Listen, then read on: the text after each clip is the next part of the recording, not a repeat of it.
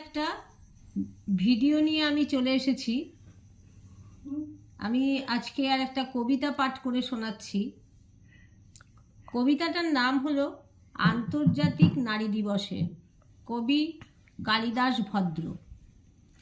এখনো এখানে পণ্য তুমি নারী, আগুনে পুড়ে পুড়ে কখনো শ্যাকো বিষে বিবর্ণ হয়ে যায় রক্ত মাংসের শরীর। করুণা করো কাকে তুমি, হৃৎপিণ্ডহীন বর্বর লোলুপ চোখ, জল জল জলে সারাক্ষণ হিংস্র গন্ধ ম ম চারিদিকে, ক্যানভাসে ক্যানভাসে বিবসনা বিজ্ঞাপিত যেন দুর্লভ বিমূর্ত শিল্প। বিষাদময় মুখ হে নারী, অর্ধেক নয় সম্পূর্ণ তোমার দাবি।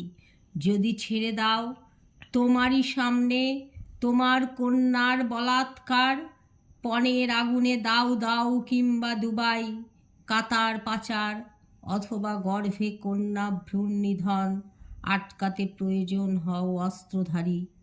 নারী, পায়ের নিচে পৃথিবী, হাতের মুঠোয় আকাশ ধরেছ তুমি। আমি এখানেই কবিতাটা শেষ করলাম। আমার কিন্তু ধরবি না।